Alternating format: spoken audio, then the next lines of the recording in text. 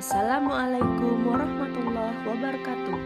Perkenalkan, saya Riza Fristiawati, CGP Angkatan 4 Kabupaten Bondowoso. Izinkan saya memaparkan koneksi antar materi pembelajaran berdiferensiasi. Miskonsepsi. Selama ini saya mengira pembelajaran berdiferensiasi adalah cara guru memfasilitasi pembelajaran di kelas sejumlah murid dalam kelas tersebut. Sangat penasaran dengan pembahasan ini karena saya berpikir mana mungkin kita membuat 36 perencanaan berbeda, sedangkan saya guru SMK yang mengajar minimal 3 kelas dalam satu semester. Itu artinya saya harus membuat 108 macam strategi. Ternyata itu salah.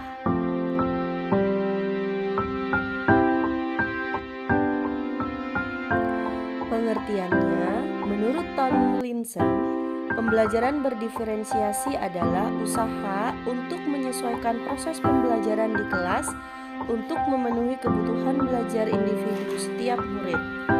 Tetapi bukan berarti guru harus membuat strategi yang semrawut sejumlah murid di kelas.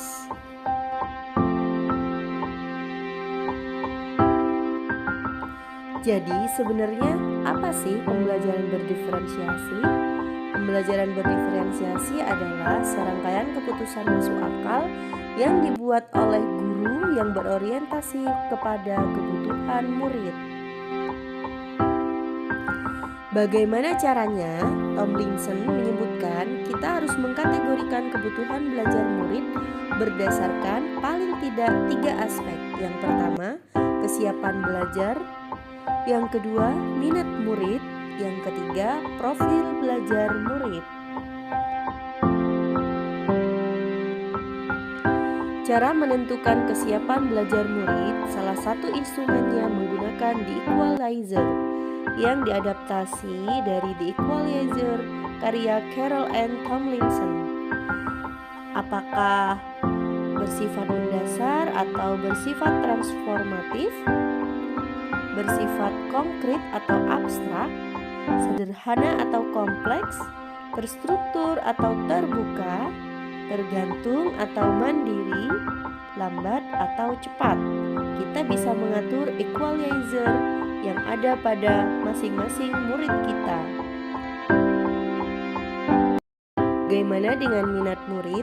Tomlinson mengatakan bahwa tujuan melakukan pembelajaran yang berbasis minat diantaranya adalah sebagai berikut. Membantu murid menyadari bahwa ada kecocokan antara sekolah dan kecintaan mereka sendiri untuk belajar. Yang kedua, mendemonstrasikan keterhubungan antar semua pembelajaran. Ketiga, menggunakan keterampilan atau ide yang dikenal murid sebagai jembatan untuk mempelajari ide atau keterampilan yang kurang dikenal atau baru bagi mereka. Keempat, meningkatkan motivasi murid untuk belajar. Lalu, bagaimana dengan profil belajar murid? Yang pertama, kita harus memperhatikan preferensi terhadap lingkungan belajar. Misal, ada sebagian murid yang tidak bisa belajar dengan kelas yang terlalu banyak cahaya, terlalu bising, atau terlalu dingin misalnya. Yang kedua, kita harus memperhatikan pengaruh budaya. Apakah murid itu bisa belajar dengan terstruktur atau santai, atau mungkin ekspresif atau pendiam, dan sebagainya.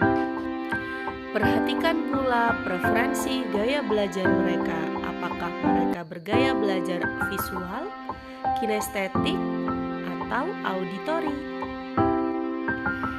Yang terakhir, perhatikan pula preferensi berdasarkan kecerdasan majemuk. Karena kecerdasan majemuk sangat beragam. Ada yang kecerdasannya verbal, ada yang linguistik, ada yang kinestetik, dan lain sebagainya.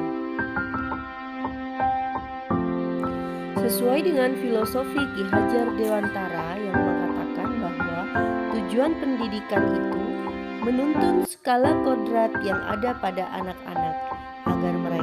dapat mencapai keselamatan dan kebahagiaan yang setinggi-tingginya, baik sebagai manusia maupun sebagai anggota masyarakat.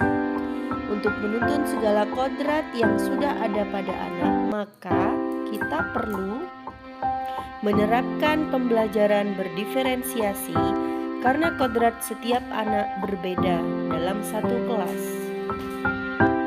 Sekian pemaparan dari saya. Terima kasih.